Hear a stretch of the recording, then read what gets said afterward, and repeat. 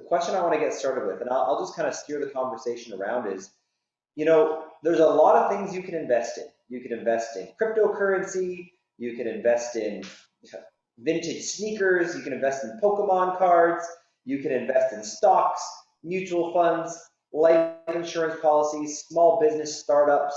So the question, and of course, property and real estate. So the question I'll start with you, Annie, is what about real estate appealed to you that you wanted to add it to your portfolio? So I wanted something that is steady and stable, right? So investment in stock was just too volatile, and I don't have time to look at it on a daily basis, right? So I want to put some time down at the beginning, set it up, and then that's it. I don't want to spend much time managing it. And I know in Vancouver, the market is great, and I believe in the market. So yeah, I decided in real estate starting in Vancouver. Awesome. That's a fantastic story. And Ambrose, what about real estate drew you towards it? Real estate investing was personal for me. Growing up, we always lived in apartment buildings, and I always wondered who was getting all this money that we were working so hard to come up with. It mattered to me to be in it as early as I could and understand it on a deep level, because it shaped the way my family made decisions. And yeah, that's why property was the only option for me. I love it. That's an inspiring story in itself. And Jordan, how about yourself? What was it about real estate that appealed to you and wanted to add it to your portfolio? Yeah, for me, it's daunting and successful as it can be. It's all about you. So you control it. You decide if it grows. You decide if it collapses. So like I said, it could be very daunting, but for me, it's kind of exciting. It's same thing kind of with stocks. You can't control it. It's you put money in, you might lose it, you might win it. But real estate, done correctly, you can always make it grow. You can always make it successful. Amazing. Love it. Those are all great reasons, guys. Now, all of it started with an idea, and that idea was real estate is something I'm interested in adding to my portfolio. Now, once we got that idea in our minds, there was a next step we took. So, I'll kind of do it in a different order this time. Ambrose, what was the first step? Like, what did you start doing once you got it in your head that you wanted to invest in real estate? I started working in construction when I was 15. I knew I wanted to do it for a really long time. So I worked in roofing, then did concrete forming, worked for a commercial company that did a lot of high-rise construction, Ani, from Ontario. So they're a developer that did a lot of work in the lakeshore, and I was pouring concrete for them. So that was kind of my first step, is to see how it's made. After I figured out how it's made, I tried to learn about the finances. Well, what do I need to do to prepare myself to be in a position to do something? And that's something that I didn't really get in a position to do till I was 25, so a year ago.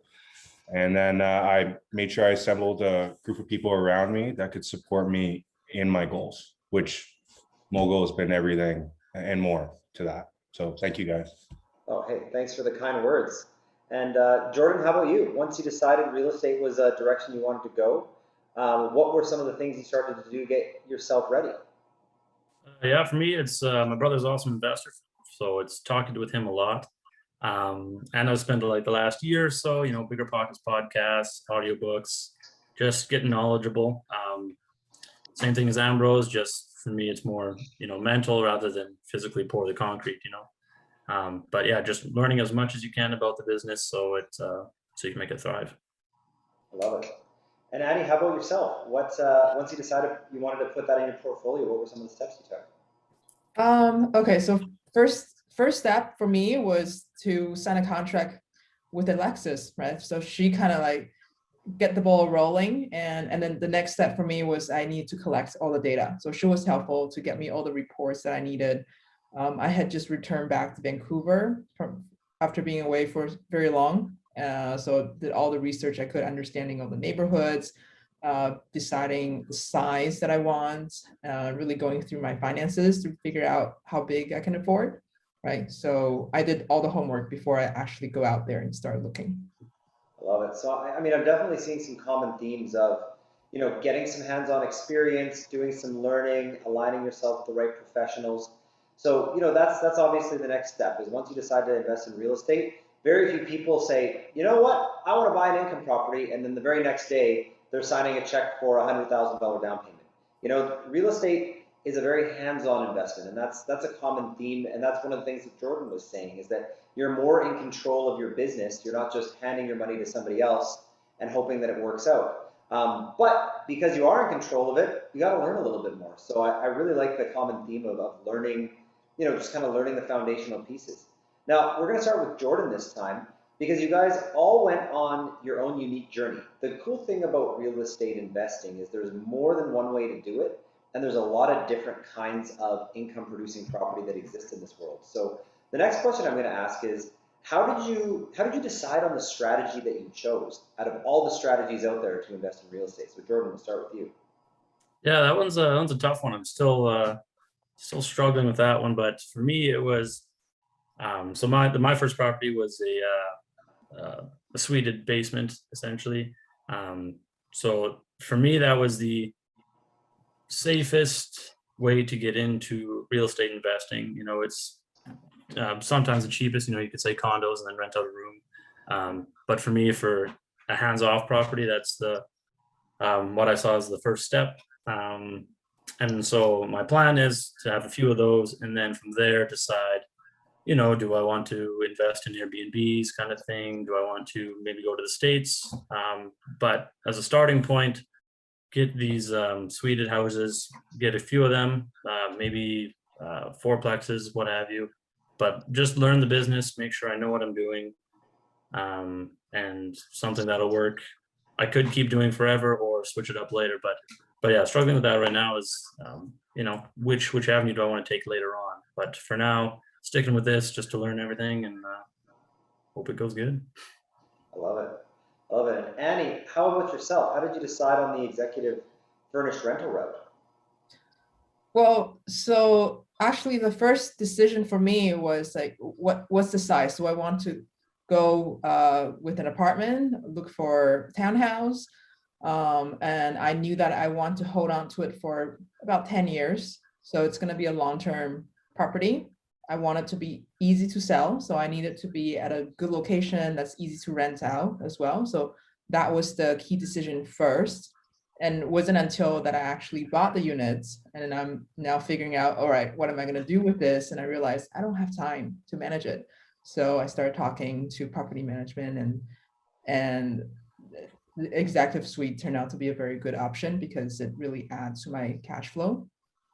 So yeah, that was the strategy. Awesome. Awesome. And Ambrose, how about yourself? How did you decide on your specific strategy? So I went with the legal suite. My decision-making process was based on what I had. So I had limited money, talent for renovation, and great credit score. So what did that qualify me for?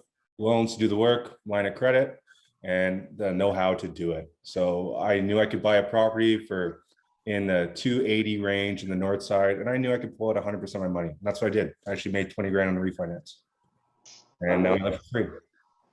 Yeah, so that's a killer story, and that's one of the cool things about real estate investing is the more active you are willing to get with your property, typically the more opportunity you have for reward.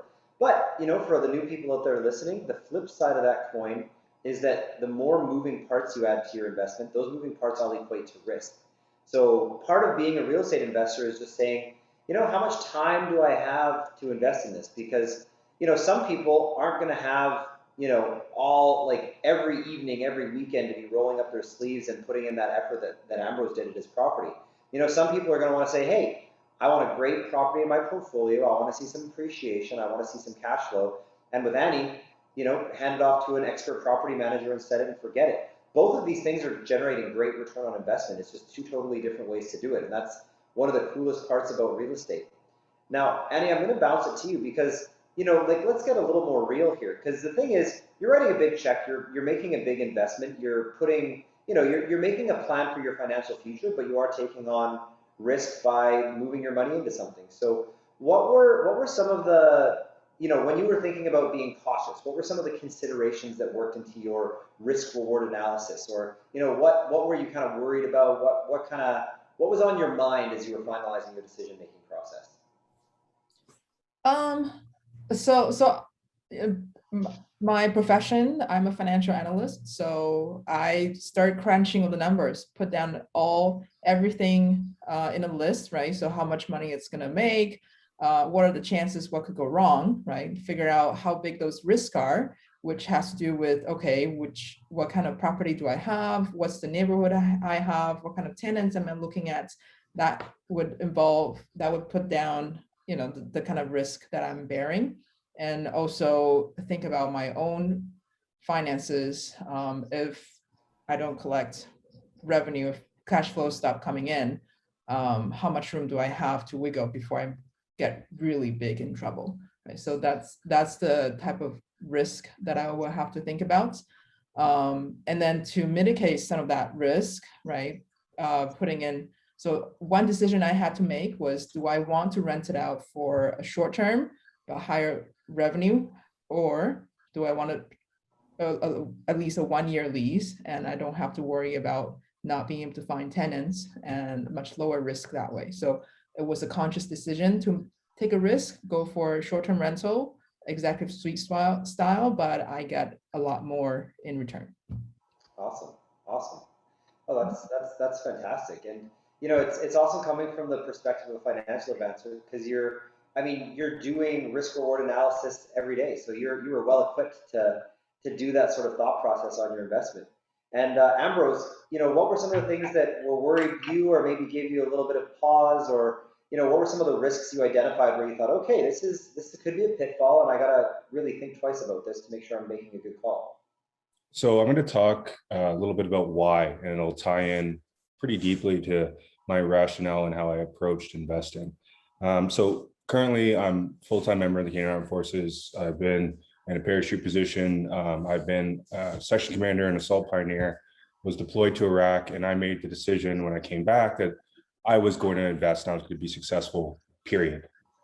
There was no option to not be successful at something. When you make that commitment to yourself and to your financial goals, there's nothing that's going to get in your way. So I reached out to James when I was deployed and saying what my vision was, and I built out a timeline and a to-do list before I got back. So I just did all that preparation and forced myself forward. So when it came to executing, I did it because I had done the homework that James gave me. I did the homework that my mortgage broker gave me. I did all the homework and I just pushed forward. So in my case, I didn't really hesitate. Yeah, that was one thing that really impressed everybody at the Mogul team, is just how much of a juggernaut you were right out of the gate, Ambrose. And your first project speaks for itself. So yeah, congratulations. And it's that mindset piece is definitely important. Jordan, how about you? When you had your piece of paper, you had your spreadsheet, you're like thinking, what are my risks? What are the things I'm worried about? What do I have to watch out for? What formed part of your calculation?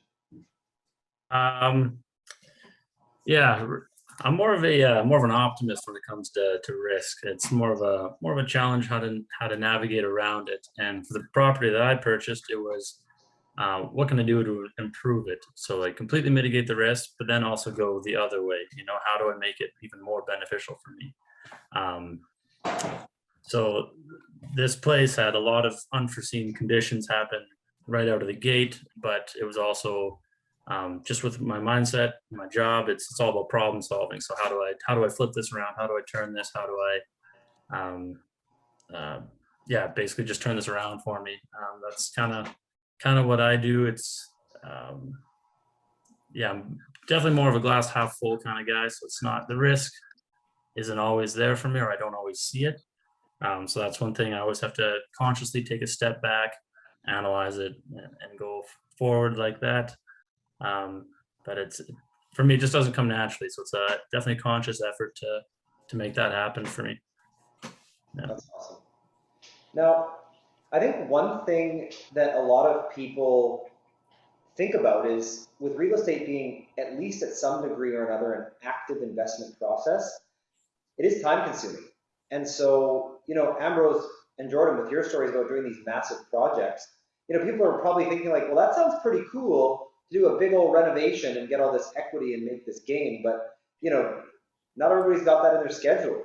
Whereas, you know, I think there's a lot of people out there who are resonating more with what Annie's saying, being like, okay, I can do some analysis and pick a property that's a little more hands off. But, you know, just while I'm talking, just kind of think about the time commitment and the time investment that you made. Because, you know, like click, click, you're buying Bitcoin. Click, click, you're buying a stock. You know, like real estate doesn't work that way.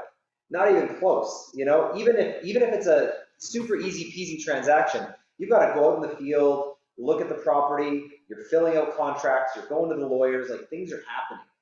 You're interviewing property managers, et cetera, et cetera. So, you know, maybe Jordan, will bounce it back and start with you. Like, how much of a time commitment has this been from start to finish? In terms of just the property itself, from looking at properties to analyzing them, it's not as bad as I thought it would be, to be honest. Like I just like looking at real estate and analyzing it just to begin with. So for me, it's not really it's not a chore. It's more of a hobby in a sense. So I don't really look at it as time consuming. It's just something I like doing, and it's cool to see different properties and what could happen with them to make them better. But in terms of physically looking at the properties, you know, doing due diligence, all that stuff, like you're only looking at a few hours a week. You know, you could look at 6 properties, you know, in a couple hours, bang that out on the weekend, and go for supper afterwards. You know, it's not too crazy. One thing helpful too that I know I didn't do, just because, you know, with ads these days, there's lots of good pictures, but taking videos and stuff, it's not something I actually did, but I will be doing in the future, just because it helps you remember what the property's like. If you see any problems, you can really see what's going on, and that'll help down the road, because you don't have to keep going back to the house. You know, you just pull up your phone, look at the quick 10-second clip of your video, and that's what you have. So that's something I'll be doing in the future. But yeah, for my house anyways, it wasn't too terrible. And like I said, it's an enjoyment process. It's not a chore. So I love it. So from the time you thought, hey, I want to get this property, you started doing your initial research, to jingle, jingle, you've got your keys, about how long of a turnaround was that for you? It was about a month and a half, I'll say. Mine was a little bit unique because the hot water tank burst about 1 or 2 days before a condition removal. So it was basically, do I want to keep the property and have insurance potentially do it, you know, do a holdback on it, or do I just scrap it and start all over again? So I continued to go with it just because that's kind of what I was going to do with the property anyways, and someone else is paying for it, so might as well keep going. But yeah, about a month and a half start to finish. But yeah, we pushed back contingency days probably about 4 times, and closing day I think just once, by about a few days. So yeah, month and a half start to finish. So from starting to look at properties to actually owning a house. Cool, that's awesome. And Annie, I'll kind of pose the same question to you. About how much of a time commitment has getting your investment property together been for you? Well, the initial stage was just thoughts, you know, and starting looking into the markets, look at quite a few YouTube videos, expert talking about the market, how it's getting hot. Then gets me a little nervous, anxious about maybe I should get in. And then I think the real turning point was probably end of March or early April. I talked to Alexis and we started to get a bit more serious, send me information. So from that point, it was another less than a month. We saw our first property, and I thought it was a really good fit. But all the homework had helped me to really figure out like this is a good fit, because I had already seen a lot of different listings, and so I kind of knew what's a good property, what's not a good one. And then we made a decision that night, and from that point to getting the key was less than a month after. Amazing. Yeah. Amazing. And we're saving the most time consuming for last, because Ambrose, you took on a big old project, and you put a lot of time and effort into that bad boy. So let's kind of hear about your time commitment in your timeline, just to give people like, hey, you know what, you watch a bit of Home and Garden TV and wow, they did it in an hour. Well, they don't do it in an hour. So Ambrose, tell us about how long it takes to actually do a successful overhaul like the one you did. If you're obsessive like me, you can get it done in a month and a half from the time you do your permits. But that's because I literally work 12 hours a day after I'm done my 8-hour day, just because I wanted it so bad. But it's going to take a long time. And if you don't have the time commitment, find someone that does. And that's what I would recommend to anyone that's looking at doing it. Be realistic with where you're at and just approach the whole investing thing from a really honest place. You know, I talked about earlier, I knew what my strengths were and where I wasn't strong. And I talked to a good broker to navigate that space and seeing what I could do. And yeah. Love it. Now, I'm going to ask a question. I hate to call it beginner's mistakes, but everybody has a few moments where they're like, hindsight is 2020. So what are some of the interesting little things you learned along the way where you're like, oh gosh, I learned this the hard way and I wish I had just known this from the get-go? Like what little light bulb moments or aha moments or even just a tip where you're like, hey, you know what? Here's a pitfall to avoid. What's something that you could, next time you're going to take that piece of learning and apply it? So Jordan, why don't we start with you? Where to begin? I guess first things first, just how the actual process works. No matter how many books you read, it's all general overviews of what's going to happen, some specifics here and there, but actually physically going through and buying a property, there's just, like from contingency closing to booking like a plumber to come look through the piping, all that kind of stuff. You think about it beforehand, but then when you're actually doing it, it's, you really got to be deliberate and specific on when that's all happening, and just making sure you understand the information as well. I think that's probably one of the bigger things. It's a lot going on at once in a relatively short amount of time, and just staying on the ball, keeping organized is probably one of the biggest things I can offer. Nice. And Ambrose, how about yourself? I was lucky that I was able to speak to quite a few contractors in the space, and I had done work for a lot of people, so I knew what to expect. The one thing for sure is permits. During COVID, the city of Edmonton was really slow, and I'm sure a lot of people in this meeting are well aware. But in my case, I talked to a few people, and they had this very happy-go-lucky version of permits of getting them all stamped within 2 weeks. And I was waiting 6 for mine. And yeah, that's why in my case, one of the things I'm adding is I'm extending conditions, or I'm putting a clause where when I offer on a property, I can apply for permits right away. I have the current owner's permission to go forward with that. So when I get the keys, I can start demo, start work, do all that right away. So yeah, time's money. That's a great tip. Yeah. If you're going to be doing any sort of a construction project, have it baked into the contract that you can apply for permits before you actually own the place to give yourself a head start. And Annie, how about you? What were some of the insights and pieces of information that you're going to use for next time? Well, from listening to all the experts today, I was thinking to myself, man, I wish I had listened to this talk before I actually get started. So I said, everybody on this call is already better than where I was when I started, because I didn't realize how much work it was to learn about mortgage. How does it work? And, learn about all the process and all the paper that I have to sign, all the things that I have to prepare for, going to the banks. And my job happened to be very busy at the time. So I was definitely losing sleep for a good period of time.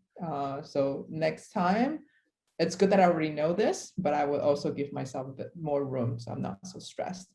Yeah, that makes perfect sense. Well, I'm gonna end on the kind of one final thought, and that final thought that I'd love you guys to think of is, obviously all 3 of you decided you wanted real estate as part of your financial plan and part of your portfolio, and all 3 of you were brave enough to take the leap and take on the work and go through the stress and the learning and the process of getting it. And there's a lot of people here that are here specifically because they wanted to come hear you guys talk and be inspired by your success stories. And that's what they are, is all 3 of them are success stories. So congratulations to you guys. So if you were just grabbing a beer, grabbing a coffee, grabbing a glass of wine with a friend, and they said, what is something I should know about, real estate investing? Like, what's one tip after your first deal that you pass on to the next person who's maybe thinking about adding property to their portfolio? And we'll start with Annie. Okay, so for me, what I learned was I tend to overthink. So I really held on to this idea for too long. So my suggestion would be just do it, right? If you're not too sure, you can go with a very low risk one, but of course do your homework, assess your own risk, and just get in. Like you learn so much from doing one deal, and then you'll feel a lot more confidence about how this thing would work, and then you can think about your next one. Awesome. Awesome advice. And Jordan, how about you? Yeah, pretty well the same thing. It's can be a lot of work at the beginning, but if you do your due diligence and you so you go through the process, get at the house. Worst case, you hate it. You're not. Let's say you're breaking even. You're not making any cash flow, but you're not paying anything. Worst case is you still have a house that's paying for itself. Maybe a little tenant issues down the way, but that's the only way you're going to know if you actually like something or not is to do it. And you're going to hear that 1,000 times from 1,000 different people, and it's not going to really make sense until you actually do it yourself. But yeah, just do it. Pull a Nike and go for it. I love it. I love it. And Ambrose, how about you? I'm going to pull a very stereotypical RAIN line for those that are also members there as well. It's time in the market, not time in the market. So as long as you have a framework of what your investment strategy is, where you're going, what your exit looks like, just do it. If it fits in with your plan, you have team members and people around you, an accountant that'll say, hey, this no longer meets your DCR, a broker to tell you, hey, maybe you got to sell one. You have people in your team that'll correct you, but you need to have a plan. I love it. You know, those are great pieces of advice. And the cool thing is, you know, we started the conversation saying these are 3 rookie investors, but you know, as soon as you go through the process of buying your first property, it's tough to call yourself a rookie, because you know what? Real estate is one of those things where you really do have to learn by doing. Even though you can learn a ton on YouTube, reading books, coming to seminars, being theoretical, there's something to be said for physically walking into a property and looking at it. There's something to be said for physically sitting down at the lawyer's office, signing closing documents. There's something to be said for physically sitting down with your mortgage broker and getting that approval put together. You know, it's a learn by doing exercise, and I think that's why a lot of the common thread here was, you know, learn what you need to learn and just go for it, because you can sit on the sideline for years just rethinking it and rethinking it and rethinking it. But the nice thing about property is it is a hard asset. So, you know, just like we all talked about here, if you buy it and you hold on to it, time heals all in the real estate world. So even if you buy a total dud, if you wait 10 years, you'll still probably look like a smarty pants, because, you know, you'll pay down a ton of mortgage, you'll have gotten a bit of cash flow, and you'll have gotten some good market appreciation. So thank you guys so much. I mean, I know your forte is your careers and your forte is being real estate investors, but thank you tonight for being speakers. It was super awesome to hear your stories. And I know for a fact, just based on the comments that are rolling around, everybody was really inspired and really appreciative. And I'm really proud of you guys for your success stories. I mean, just on behalf of the Mogul team, like, you know, even though I wasn't your realtor, it was one of the other Mogul realtors. Trust me, I got to watch all 3 of your deals unfold from my vantage point at head office here. And it was really exciting for all 3 of you. So congratulations from me as well. And thank you guys. And we're so happy to be part of your, you guys building your empires and becoming real estate moguls of your own. So if you guys want to stick around for just a minute, we'll be wrapping up pretty soon, but there'll be time in the chat to ask these 3 questions. And the last question was, will this be recording available? Yes, absolutely it will be. So thank you guys so much.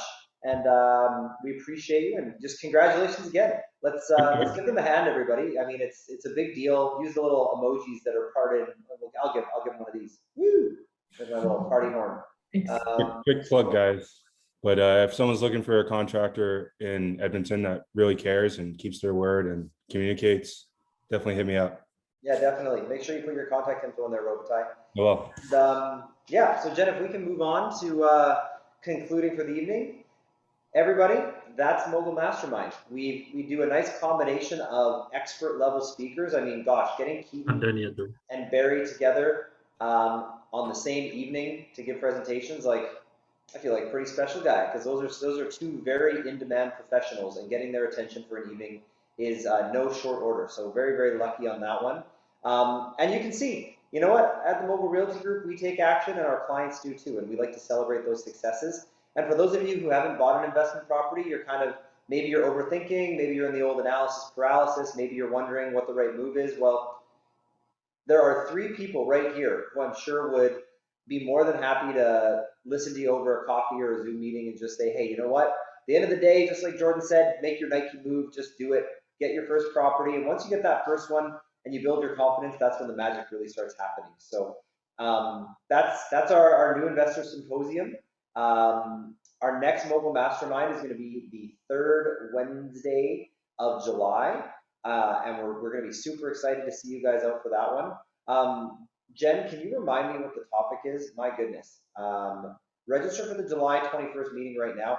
Oh my goodness, this topic was my idea. Well, now I just feel like a silly guy for not even remembering the topic off the top of my head. So this one is my favorite topic, near and dear to me, because it is how to level up as an investor.